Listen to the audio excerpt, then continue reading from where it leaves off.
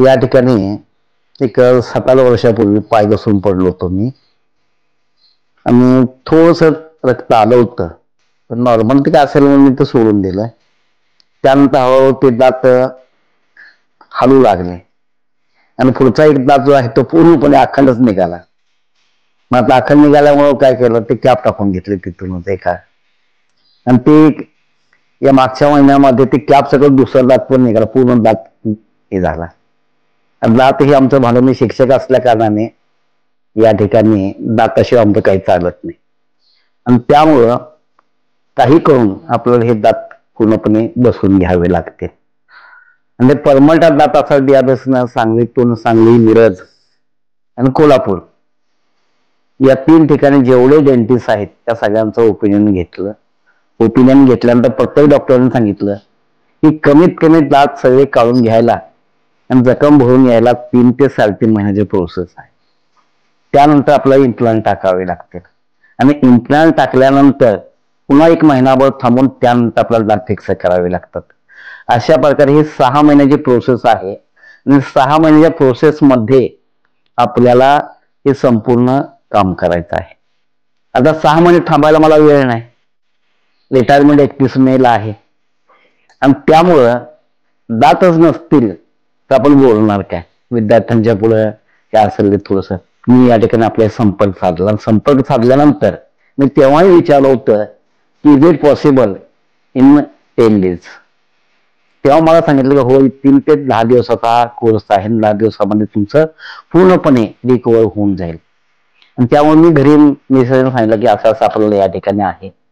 पण बऱ्याच जणांनी सांगितलं की बघा, खात्री करा, इकडे तिकडे तुम्हाला ते. मग ठीक आहे म्हणलं, बघूया आपण. आणि सांगलीतून प्रत्येक ठिकाणी मी ज्या ठिकाणी एवढे मोठमोठे डॉक्टर सर्जन होते त्यांना विचारलं की आपल्याला, मी तुमच्या बेसवरती मी त्यांना विचारत होतो की आपल्याला कमी वेळेमध्ये हे करता येईल का. ते म्हटलं शक्यच नाही. शक्यच नाही म्हटलं, ठीक आहे म्हटलं, शक्य नाही तर बघू आपण. आणि मग मी या ठिकाणी अपॉइंटमेंट कन्फर्म केल्यानंतर ज्या दिवशी 17 तारखेला गाडीत बसलो, 18 तारखेला डॉक्टरांनी म्हटलं की आजची आज आपल्याला ट्रीटमेंट चालू करायचं का कन्सल्टिंग करायचं. नाही म्हणजे ट्रीटमेंट डायरेक्टच आपण करूया. आणि जेव्हा या ठिकाणी आलं, ते आल्यानंतर या ठिकाणी डॉक्टर साहेबांनी की अत्यंत चांगल्या प्रकारे माझं या ठिकाणी दात काढण्यापासून ते इम्प्लांट या ठिकाणी फिक्स करण्यापर्यंत हे सगळं पाहिल्यानंतर कोणत्याही प्रकारचा मला त्रास झाला नाही. हे सगळ्यात महत्वाचं आहे. कारण अजून ज्या डॉक्टरांचा मी सल्ला घेतला होता की त्यांनी जी का मनामध्ये भीती निर्माण केली होती की जखम होईल, तोंड सुजेल, बोलता येणार नाही, पुन्हा ते त्रास होईल, असं होईल, तसं होईल, करता येईल. पण इथं आल्यानंतर या 6 दिवसामध्ये मला कोणत्याही प्रकारचा मानसिक ताणतणाव जो सोडाच, पण अंतर्गत शारीरिक कुठलाही त्रास झाला नाही. हे सगळ्यात महत्वाचं आहे. आणि त्यामुळं आज शुअरली की या ठिकाणी I thank to both of you, because खरोखरच या ठिकाणी मला जे मानसिक आनंद मिळाला हा अद्वितीय आणि स्वर्गीय सुखाचा आनंद मिळालेला आहे. कारण आफ्टर रिटायरमेंटच्या नंतरचं जे लाईफ आहे ते दात गमवून या ठिकाणी जो आनंद घ्यायचा होता तो दात मिळवून मला हा आनंद प्राप्त होणार आहे. आणि त्याच्यामध्ये मी आपल्या सर्व टीमला या ठिकाणी धन्यवाद देतोय. या ठिकाणी आपली सेवा, आणि सगळ्यात महत्वाचं की आपण आणि आपले सर्व स्टाफ की आलेल्या सर्व पेशंटशी जे काय काळजी घेतात, त्यांचे जे सौंदर्यपूर्ण जे त्यांच्याशी वागतात, त्यांच्याशी बोलता, आणि हेच सगळ्यात महत्वाचं म्हणून. पैसा येतो जातो त्याचं काय नाही, पण माणसाच्या मनामध्ये आपल्याबद्दल आदर निर्माण करणं ही सगळ्यात मोठी आपली मिळकत आहे. आणि हे तुम्ही जपलेत त्याबद्दल पुन्हा एकदा आपल्याला धन्यवाद देतोय. येणाऱ्या उर्वरित काळामध्ये आपल्याला चांगल्या प्रकारे उत्तम आरोग्य लाभू दे, चांगल्या प्रकारचं सुख संपत्ती लाभू दे, असेच उत्तरोत्तर आपल्याला खूप मोठे नाव लौकिक होऊ दे, अशा प्रकारची मी सदिच्छा देतोय. खूप छान, पुन्हा एकदा अभिनंदन आपल्याला करतोय. धन्यवाद. नको, नाही बोलते, नाही नाही, उलट खूप त्रास होत होता त्यांना दातांचा. जेवताना अक्षरशः हे करत होते, डोळ्यात पाणी यायचं त्यांच्या, म्हणजे ते जेवताना दुखायचं ना दात तेव्हा.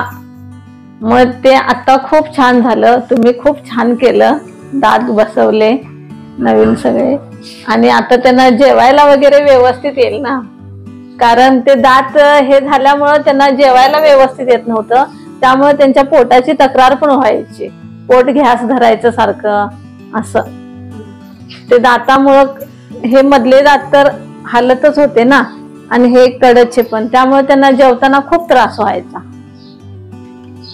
एका महिन्यामध्ये पूर्णपणे 15 दिवस टोटली पाणी देखील घेऊ वाटत नव्हतं. आणि असं जेवले की पोट घ्यास धरायचं ते दातांच्यामुळे, कारण त्यांना सवय आहे पहिल्यापासून शिस्ता जेवायची, म्हणजे जेवायला उशीर लागतो, घाई गडबडी जेवत नाहीत ते.